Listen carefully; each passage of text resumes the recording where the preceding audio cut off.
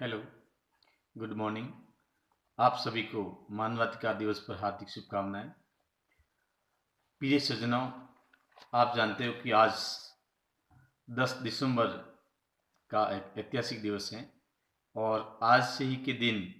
10 दिसंबर 1948 को संयुक्त राष्ट्र संघ की जनरल असेंबली ने मानवाधिकार की पैरवी करते हुए मानव अधिकारों के घोषणा पत्र पर हस्ताक्षर किए थे और उसी दिन से ही हम प्रतिवर्ष 10 दिसंबर को मानवाधिकार दिवस मनाते आ रहे हैं। मानव अधिकारों को लेकर के इसके अगर एक लिखित रूप में हम बात करें, इसकी ऐतिहासिक पृष्ठभूमि में देखें तो 15 जून 1215 का जो ब्रिटेन के इतिहास है और उस इतिहास की जो घटना है जिस पर पहली बार ब्रिटिश नागरिकों को लिखित में जो एक अधिकारों का घोषणा पत्र था उस पर सम्राट जॉन ने हस्ताक्षर किए थे और उसी के आधार पर ब्रिटेन में पहली बार एक विश्व स्तर पर एक लिखित में मानव अधिकारों को लेकर के एक लिखित में दस्तावेज तैयार किया गया था और उस दस्तावेज को इतिहास में मैग्ना कार्टा के नाम से जाना गया था। उसके बाद में फिर धीरे धीरे 1628 में पिटिशन ऑफ राइट, 1689 में बिल ऑफ राइट्स, 1776 की अमेरिकन क्रांति, उसके बाद 1789 की फ्रांसीसी राज्य क्रांति, 1809 में स्वीडन, 1812 में स्पेन, 1814 में नॉर्वे, 1849 में डेनमार्क, 1850 में प्रूसा, 1874 में स्विट्जरलैंड, 1950 में भारतीय संविधान तथा विश्व पटल पर जो सबसे महत्वपूर्ण जो दिन थी आज की दिन को माना जाता है। आज हम लोग जो विशेष रूप से जो बातचीत करेंगे ये तो एक विश्व स्तर पर मानव अधिकारों को लेकर के इसके परिप्रेक्ष्य में एक इसकी ऐतिहासिक पृष्ठभूमि रहती। आज हम ये बात करेंगे कि भारत में जो मानव अधिकार है, मानव अधिकार में जो भारत में जो मानव अधिकारों की शुरुआत कब हुई थी और उसके साथ साथ में जो भारतीय संविधान है,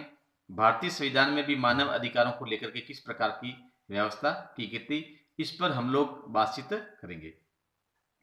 मानव अधिकार मनुष्य के वे मूलभूत सार्वभौमिक अधिकार हैं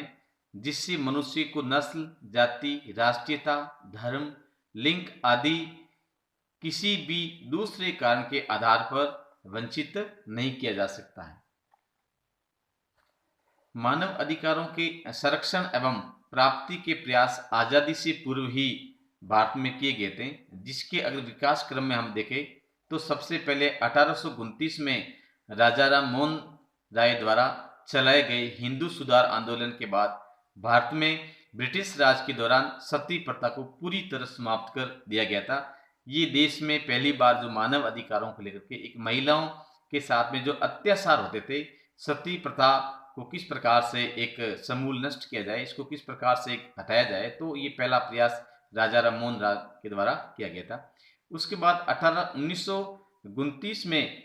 नाबालिगों को शादी से बचाने के लिए बाल विवाह निरोधक कानून पास किया गया था, यानी कि कम उम्र में बालिकाओं की शादी करने का जो प्रथा चल रही थी उसको रोकने के लिए 1929 में पहली बार बाल विवाह निरोधक कानून पास किया गया था। 1947 में ब्रिटिश राज की गुलामी से भारतीय जनता को जब आज़ादी मिली और आज़ादी के बाद में जब हमने देश का जो संविधान लिखा और उस संविधान में हम महिलाओं को भी पुरुष के बराबर हमने विभिन्न प्रकार के जो अधिकार थे उन अधिकारों में समान भूमिका दी। 1955 में भारतीय परिवार कानून में सुधार होकर हिंदू महिलाओं को मिले अधिकारों में अधिक वृद्धि की गई और 1973 में हम बात करते हैं कि केशवानंद भारती वाद में उच्चतम न्यायालय ने निर्धारित किया कि संविधान संशोधन द्वारा संविधान के मूलभूत ढांचे में परिवर्तन नहीं किया जा सकता, जिसमें संविधान द्वारा प्रदत्त कई मूल अधिकार भी शामिल किए गए थे। तो इस प्रकार से ये भी जो संविधान का जो मूल ढांचा था, बेसिकल स्ट्रक्चर था, इसमें किसी प्रकार का संशोधन नहीं किया जाए, इस प्रकार की जो है केशवानंद भारतीवाद जो सुप्रीम कोर्ट का हवाला दिया गया था। 1989 में अनुसूचित जातियां, जनजातियां, शेड्यूल कास्ट, शेड्यूल ट्राइब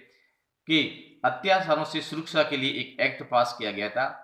उसके बाद में 1992 में संविधान संशोधन के जरिए पंचायत राज की स्थापना की गई थी, जिसमें आज हम जो महिलाओं को देखते हैं कि महिलाओं में जो पंचायत राज व्यवस्था है, उस पंचायत राज व्यवस्था में महिलाओं की जो आरक्षण है वो उसमें 1/3 आरक्षण को लागू किया गया था। और उसके साथ साथ में राजनीतिक रूप से देखा गया तो भारत में जो महिलाएं थी, विशेषकर गांवों की जो एक लोकल बॉडीज थी, उस लोकल बॉडीज में जो लोकतांत्रिक शासन व्यवस्था है, उस व्यवस्था में महिलाओं की भागीदारिता सुनिश्चित की गई, जबकि उससे पहले पुरुष प्रधान व्यवस्था प्रचलित थी। 1993 में protection of human right act 1993 में protection of human right act के तहत राष्ट्रीय मानवाधिकार आयोग की स्थापना की गई। 2001 में खाद्य अधिकारों को लागू करने के लिए सुप्रीम कोर्ट ने अतिरिक्त आदेश पास किया। 2005 में सूचना का अधिकार कानून पास हुआ, जो भारत में सबसे एक महत्वपूर्ण एक कानून के रूप में राइट टू इंफॉर्मेशन, प्रत्येक व्यक्ति को सूचना प्राप्त करने का अधिकार मिल गया। 2005 में इसी के साथ में रोजगार की समस्या को हल करने के लिए राष्ट्रीय ग्रामीण रोजगार गारंटी एक्ट देश में पास हुआ और 2 फरवरी 2006 को वो लागू किया गया। 2005 में भारतीय पुलिस के कमजोर मानव अधिकारों के लिए सुप्रीम कोर्ट ने पुलिस में सुधार के निर्देश भी दिए थे। तो इस प्रकार से हम देखते हैं कि भारत में जो मानव अधिकार हैं, मानव अधिकारों की जो श्रृंखला में जो प्रयास किए गए थे। भारत के संविधान में मानव अधिकारों के प्रति पूर्ण सम्मान व्यक्त किया गया। भारत के संविधान में सभी व्यक्तियों को धर्म, मूलवंश, जाति, लिंग, रंग तथा वर्ण के आधार पर समान माना गया तथा इस सभी व्यक्तियों को राजनीतिक, सिविल, आर्थिक, सामाजिक, धार्मिक तथा सांस्कृतिक अधिकार प्रदान किया गया।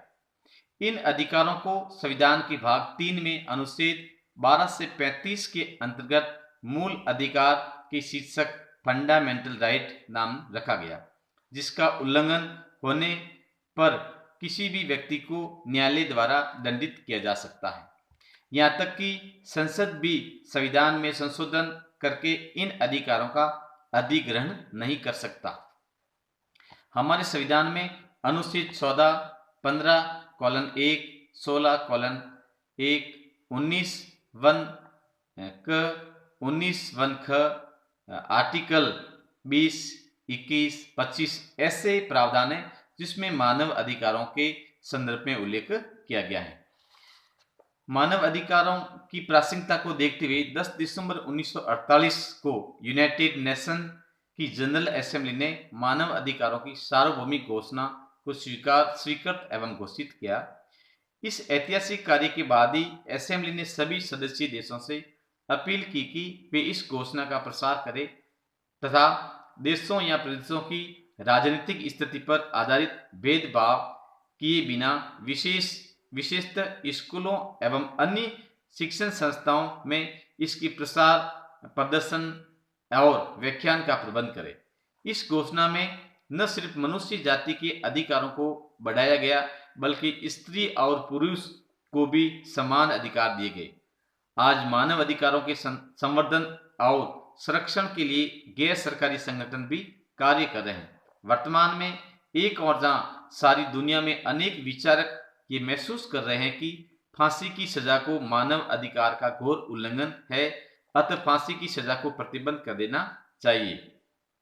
एमनेस्टी इंटरनेशनल की रिपोर्ट के अनुसार यद्यपि अमेरिका दुनिया का सबसे पुराना लोकतंत्र होने के साथ साथ मानव अधिकारों के मुद्दों पर अत्यंत सजग है, परंतु फांसी की सजा का क्रियान्वयन करने वाले देशों में सबसे आगे है। दूसरे अन्य देशों में चीन, सऊदी अरब और ईरान मृत्युदंड में सबसे आगे हैं। एमनेस्टी की रिपोर्ट में संयुक्त राष्ट्र संघ के मानव अधिकार आयोग से अनुरोध किया कि जेनेवा में वार्षिक अधिवेशन में वह विश्व के अधिकांश देशों से मृत्युदंड पर प्रतिबंध लगाने का प्रयास करे। साथ ही अंतर्राष्ट्रीय स्तर पर यह भी प्रयास हो रहा है कि बाल अपराधियों को मृत्युदंड किसी भी हालात में न दिया जाए। कुछ देश आज भी मृत्युदंड के आंकड़े गुप्त रखते हैं, जिसके लिए एमनेस्टी ने गंभीर चिंता व्यक्त की। मानव अधिकार के उल्लंघन का एक भयावह रूप बाल श्रम की समस्या के रूप में दलील देता है। बाल श्रम की समस्या एक प्राचीन एवं विश्वव्यापी सामाजिक आर्थिक समस्या है। वास्तव में बाल श्रम की समस्या हर युग में किसी न किसी रूप में विद्यमान रही है। भारत में कृषि समाज में बालक कृषि एवं पारस्परिक व्यवसाय में सहायता करते थे और इस तरह से